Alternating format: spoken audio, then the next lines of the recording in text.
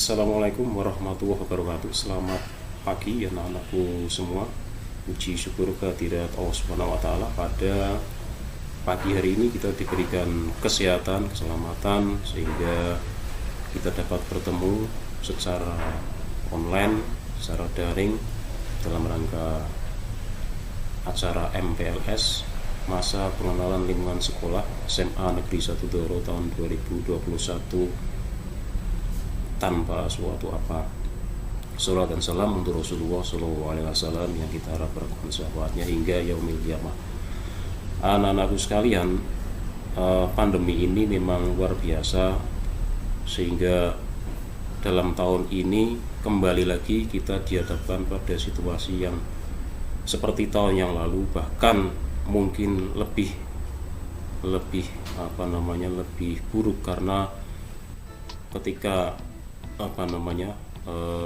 tahun ajaran baru yang semestinya dari Menteri Pendidikan sudah ingin melaksanakan pendidikan secara tatap muka, tetapi karena begitu masifnya pandemi corona ataupun COVID-19 ini akhirnya kembali lagi kita menggunakan tata cara pembelajaran secara daring. Tidak apa-apa, saya berharap pada anak-anakku semua untuk tetap semangat, menyemangati diri sendiri, menyemangati teman-temannya, bahwa kita memang harus merubah strategi diri kita sendiri ataupun strategi secara umum bagaimana kita menghadapi masa-masa seperti ini. Salah satu strategi yang kita laksanakan adalah dengan menggunakan atau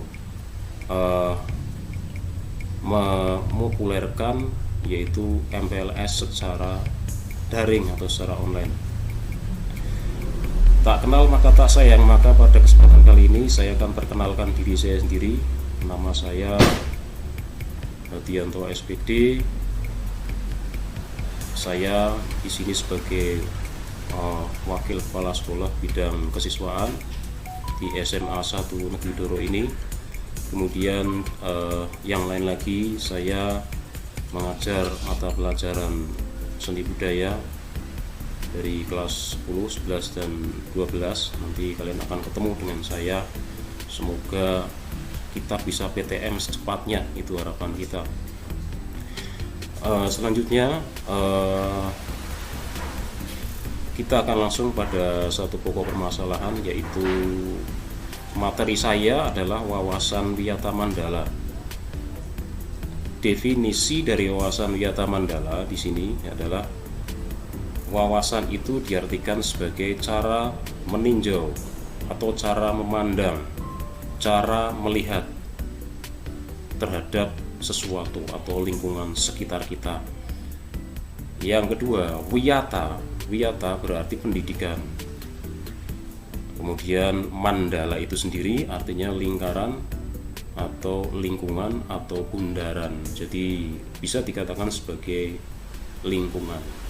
Sehingga kalau kita gabungkan jadi satu, wawasan Wiyata Mandala adalah cara memandang sekolah sebagai lingkungan pendidikan dan pembelajaran. Nah, ini selanjutnya kita bisa lihat di sini. Sekolah, sekarang kita fokuskan kepada sekolah. Sekolah sebagai lingkungan pendidikan dan pembelajaran ini mengemban misi, yaitu sekolah tidak boleh digunakan untuk tujuan-tujuan lain di luar bidang pendidikan. Yang kedua, sekolah harus benar-benar menjadi ciri khas masyarakat belajar di dalamnya. Harus ada ciri khas jadi masyarakat yang belajar di dalamnya. Kemudian yang berikutnya, yang ketiga, sekolah terus-menerus menggali, mengenal, memahami, menyadari nilai-nilai positif yang ada pada sekolah. Jadi kita harus terus mencari potensi-potensi apa yang ada di dalam sekolah kita. Yang keempat, sekolah menjadi suri tauladan masyarakat di sekitarnya. Nah, ini sekolah menjadi suri tauladan masyarakat. Sehingga poinnya di sini yaitu, anak-anakku sekalian, kalian ini akan menjadi contoh yang ada di lingkungan sekitar kalian. Apa yang bagus di dalam lingkungan sekolah itu semestinya bisa kalian tularkan di lingkungan rumah kalian, di lingkungan sekitar kalian. Bukan sebaliknya, yaitu membawa hal-hal yang kurang bagus yang ada di lingkungan kalian, kemudian kalian bawa ke lingkungan sekolah. Itu satu hal yang bertolak belakang. Jadi kebalikannya. Jadi anak-anak justru harus bisa membawa contoh atau menjadi contoh apa yang baik-baik di dalam sekolah ditularkan di dalam lingkungan sekitarnya atau di lingkungan keluarganya minimal. Itu contoh yang paling ringan itu. Baik, selanjutnya yaitu cara mewujudkan Wiyata Mandala adalah ini ada 5 komponen penting, yaitu peran kepala sekolah, peran guru, peran civitas akademika, peran murid kalian sendiri, dan peran masyarakat sekitar. Ini 5 komponen ini harus saling berkaitan dan bekerja sama. Tidak bisa kepala sekolah bekerja sendirian tanpa Bapak Ibu guru yang mendukungnya. Tidak bisa Bapak Ibu guru bekerja tanpa dukungan dari civitas akademika ataupun murid-muridnya. Kemudian juga kami tidak juga bisa bekerja dengan baik kalau masyarakat sekitarnya justru tidak mendukung. Jadi harus saling mendukung.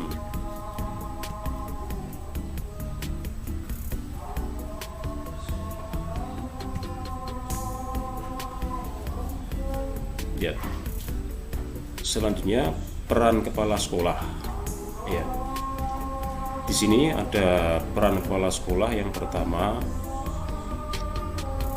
bertanggung jawab dan berwenang penuh terhadap pendidikan di lingkungan sekolah. Yang kedua, kepala sekolah dihormati dan berwibawa, artinya siapapun harus melalui kepala sekolah ya, menghormati kepala sekolah. Kemudian yang ketiga, semua aparat sekolah tidak boleh sendiri-sendiri melainkan atas izin kepala sekolah. Kepala sekolah melaksanakan program-program yang telah disusun bersama komite sekolah. Dan yang kelima, menyelenggarakan musyawarah sekolah. Ini peran kepala sekolah. Selanjutnya, peran yang kepala sekolah berikutnya yaitu menertibkan lingkungan sekolah yang baik. Bagaimana sarana, bagaimana peraturannya, bagaimana tata tertibnya. Kemudian kepala sekolah harus bisa mengadakan rapat koordinasi antara murid, guru, wali murid maupun siswa. Kepala sekolah menyelenggarakan kegiatan yang dapat menunjang kegiatan sekolah lain. Jadi kepala sekolah harus mendukung penuh kalau ada kegiatan ekstra seperti PKS, Pramuka, Pasus, PMR, Paskibra, kesenian, olahraga, dan sebagainya. Ini harus didukung penuh oleh kepala sekolah. Nah, yang kedua, kalau tadi kepala sekolah, yang kedua peran guru. Ya, satu, guru semestinya menjunjung tinggi martabat citranya, baik sikap maupun tingkah lakunya. Jadi, seorang guru harus bisa menjunjung tinggi citra baik sikap dan tingkah lakunya. Jadi, kami berusaha untuk menjadi contoh anak-anak semua semampu kami, dan itu juga tidak akan terlepas dari dukungan anak-anak semua. Yang kedua, menjadi tauladan di masyarakat. Ini seorang guru kalau misalnya di sekolah juga menjadi tauladan bagi murid-muridnya, di masyarakat juga harus menjadi tauladan di lingkungan sekitarnya. Seperti juga kalian nanti di masyarakat, kalian harus menjadi tauladan di masyarakat kalian, di lingkungan kalian. Kemudian yang ketiga, guru harus mampu memimpin baik di lingkungan sekolah maupun di luar lingkungan sekolah. Bagaimanapun juga seorang guru itu pemimpin, sehingga anak-anakku sekalian mau tidak mau semestinya bisa mengikuti apa yang kami minta atau apa yang kami wajibkan, apa yang kami ingin kalian lakukan, sehingga kita dapat melaksanakan pembelajaran ini dengan baik. Kemudian yang keempat, ini ada istilah Jawa namanya digugu dan ditiru.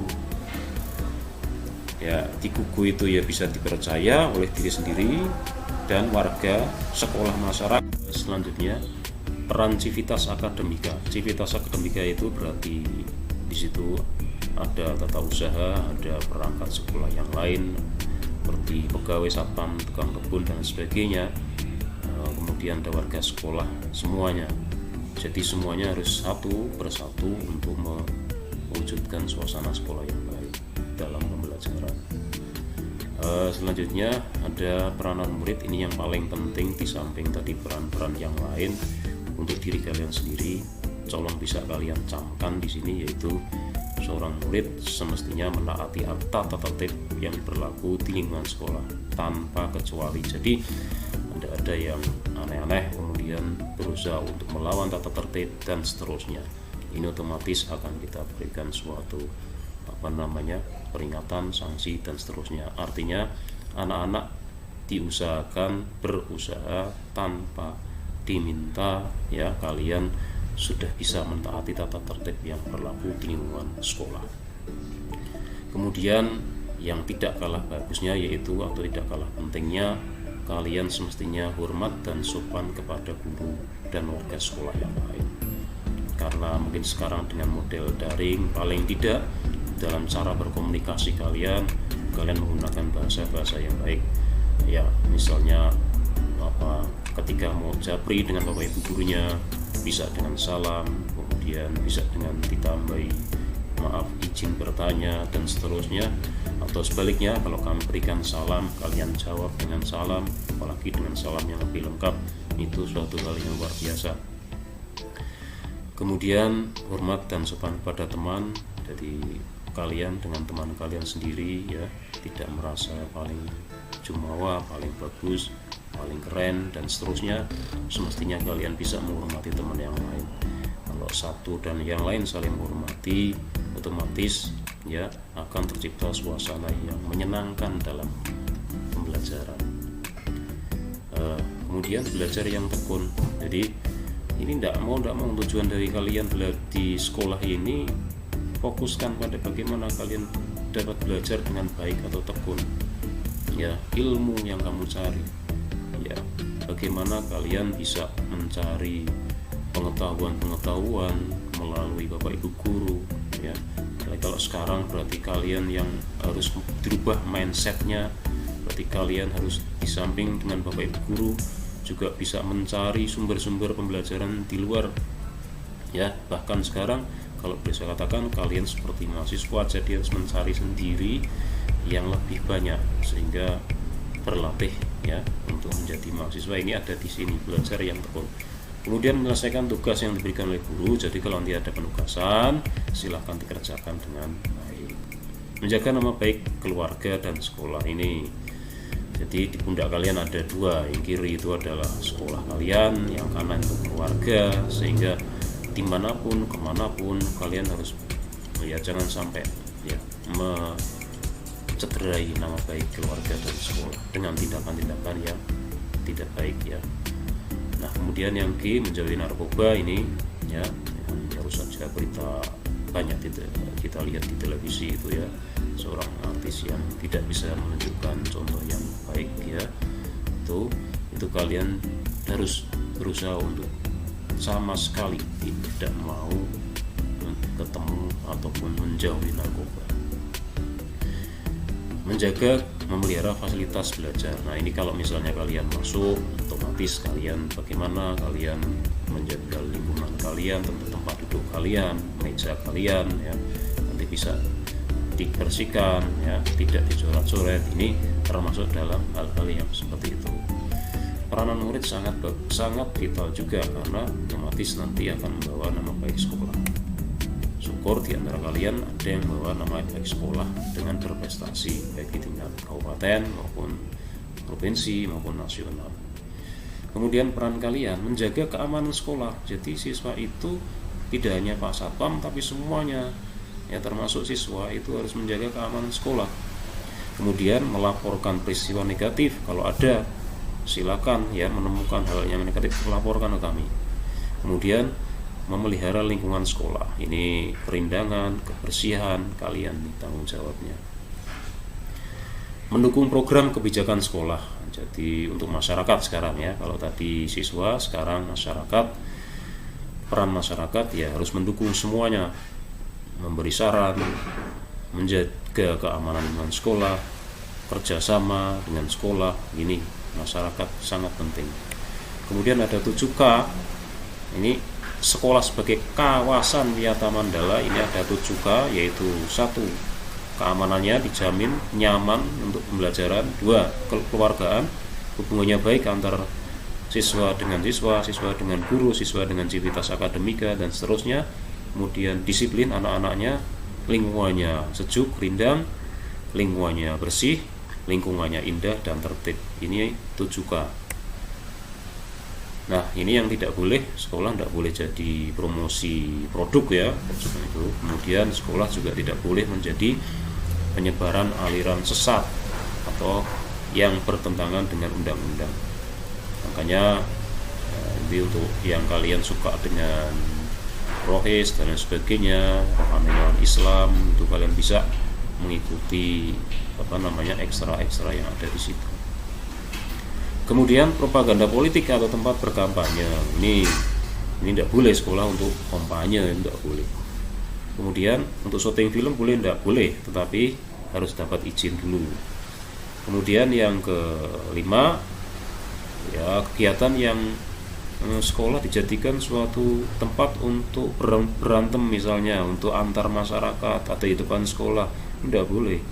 Jadi sekolah harus dijaga benar-benar dalam hal keamanan dan kenyamanan tersebut. Nah, ada 2 mekanisme dalam pelaksanaan Wiyata Mandala. Yang pertama tahap preventif, yang kedua tahap represif. Preventif itu artinya mencegah, sedangkan represif adalah kalau sudah ada kejadian apa yang dilakukan. Sekarang kalau preventif berarti 7K tadi dilaksanakan, kemudian suasana yang harmonis antar warga terus kita galakkan. Ada razia menghilangkan bentuk perpeloncoan, tidak ada perpeloncoan.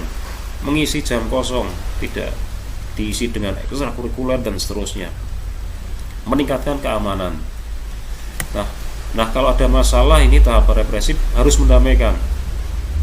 Kemudian menetralisir isu yang berkembang. Jangan sampai kita itu apalagi dengan berita di medsos sekarang, berarti justru kalau ada berita yang sifatnya belum pasti, belum jelas, ya tidak usah kalian coba teruskan, ya. Itu justru kalian harus dihentikan, apalagi berita-berita hoax. Nah, kemudian berkoordinasi dengan pihak keamanan bila ada kriminal. Jadi harus berkoordinasi dengan kepolisian dan seterusnya. Penyelesaian kasus secara hukum, ya, ini wajib kalau melibatkan pihak luar sekolah. Bimbingan dan penyuluhan juga wajib kita laksanakan, ya. Kemudian sanksi bila ada yang melanggar tata tertib, ini wajib kita berikan. Jadi anak-anakku sekalian, itulah materi tentang wawasan Wiyata Mandala. Nanti kalian bisa lihat pada channel YouTube kami yang tadi pagi atau kemarin sudah diunggah oleh Bapak Koordinator atau Ibu Koordinator kelas. Kemudian nanti ada penugasan yang akan kami berikan, ikuti saja penugasan-penugasan itu, ya, sebaik-baiknya. Baik, saya kira itu dari saya, kurang lebihnya mohon maaf bila ada kesalahan dalam bertutur kata dan lain sebagainya. Tetap semangat, tetap sehat. Wabillahi taufik wal hidayah. Assalamualaikum warahmatullahi wabarakatuh.